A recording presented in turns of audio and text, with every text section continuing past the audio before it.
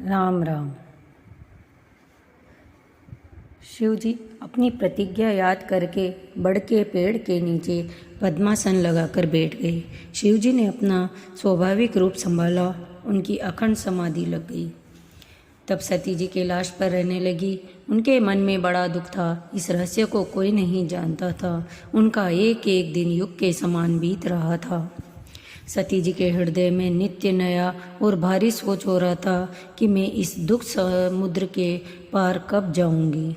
मैंने जो रघुनाथ जी का अपमान किया और फिर पति के वचनों को झूठा जाना, उसका फल विधाता ने मुझको दिया। जो उचित था वही किया, परंतु हे विधाता, अब तुझे यह उचित नहीं है जो शंकर से विमुख होने पर भी मुझे जिला रहा है। सती जी के हृदय की ग्लानि कुछ कही नहीं जाती।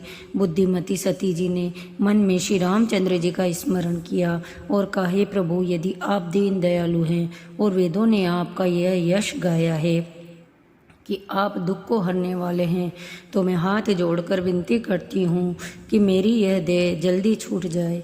यदि मेरा शिव जी के चरणों में प्रेम है और मेरा यह प्रेम का व्रत मन वचन और कर्म से सत्य है, तो हे सर्वदर्शी प्रभु, सुनिए और शीघ्र ही वह उपाय कीजिए जिससे मेरा मरण हो और बिना ही परिश्रम यह पति परित्याग रूपी असह्य विपत्ति दूर हो जाए। दक्ष सुता सती जी इस प्रकार बहुत दुखी थी। उनका दारुण दुख इतना था कि जिसका वर्णन नहीं किया जा सकता। 87,000 वर्ष बीत जाने पर अविनाशी शिव जी ने समाधि खोली। शिव जी राम नाम का स्मरण करने लगे। तब सती जी ने जाना कि अब जगत के स्वामी शिव जी जागे हैं। उन्होंने जाकर शिव जी के चरणों में प्रणाम किया। शिव जी ने उनको बैठने के लिए आसन दिया। शिव जी भगवान हरि की रहस्यमयी कथाएं कहने लगे। उसी समय दक्ष प्रजापति हुए और ब्रह्मा जी ने सब प्रकार से योग्य देख समझकर दक्ष को प्रजापतियों का नायक बना दिया। जब दक्ष ने इतना बड़ा अधिकार पाया, तब उनके हृदय में अत्यंत अभिमान आ गया। जगत में ऐसा कोई नहीं जो पैदा हुआ और जिसको प्रभुता पाकर मद न हो। दक्ष ने सब मुनियों को बुलाया और बड़ा यज्ञ करने लगे। जो देवता यज्ञ का भाग पाते हैं, दक्ष ने उन सब को आदर सहित निमंत्रित किया। दक्ष ने किन्नर, नाग, गंधर्व सब देवता अपनी अपनी स्त्रियों सहित चले। विष्णु, ब्रह्मा और महादेव जी को छोड़कर सभी देवता अपना अपना विमान सजाकर चले। सती जी ने देखा अनेकों प्रकार के सुंदर विमान आकाश में चले जा रहे हैं। तब सती जी ने पूछा, तब शिव जी ने ये सब बात बतलाई। पिता के यज्ञ की बात सुनकर सती कुछ प्रसन्न हुई और सोचने लगी, यदि महादेव जी मुझे आज्ञा दें तो इस बहाने कुछ दिन पिता के घर जाकर रहूं। हे प्रभु, मेरे पिता के घर बहुत बड़ा उत्सव है। यदि आप आज्ञा दें तो हे कृपा धाम, मैं आदर सहित उसे देखने जाऊं।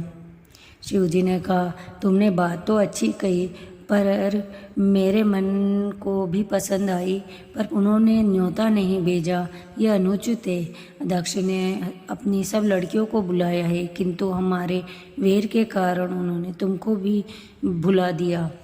एक बार ब्रह्मा की सभा में हमसे अप्रसन्न हो गए थे, उसी से वे अब भी हमारा अपमान करते हैं। हे भवानी, जो तुम बिना बुलाए जाओगी तो न शील स्नेह ही रहेगा और न मान मर्यादा ही रहेगी।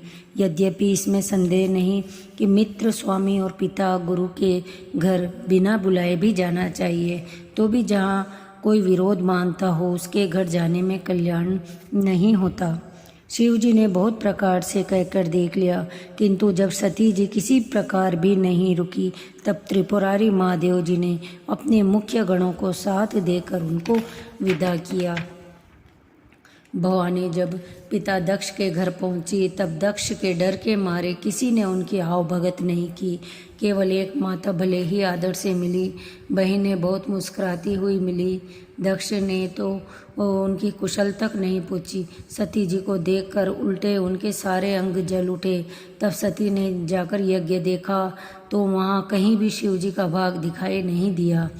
तब शिव जी ने जो कहा था वह उसकी समझ में आया। स्वामी का अपमान समझकर सती का हृदय जल उठा।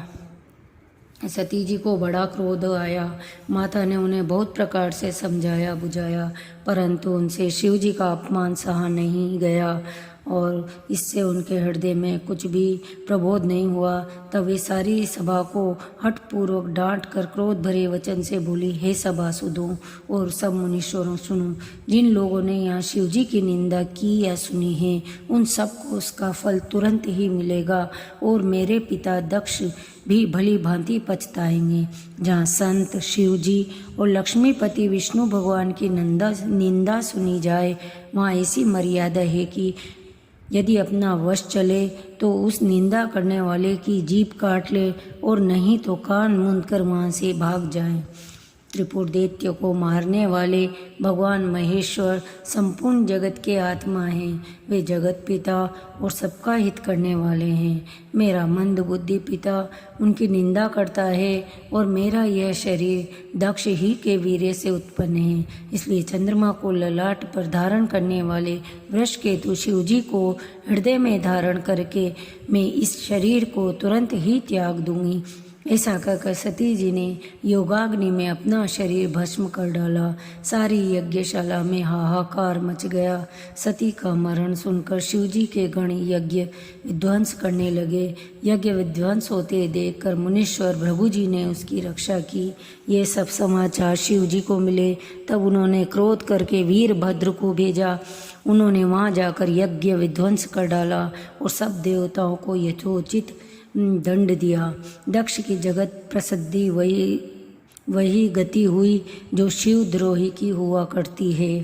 सती जी ने मरते समय भगवान हरि से यह वर मांगा कि मेरा जन्म शिव जी के चरणों में अनुराग रहे।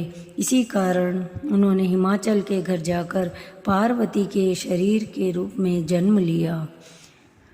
बोलिए श्री रामचंद्र भगवान की जय, पवन सुत हनुमान की जय, उमापति महादेव की जय।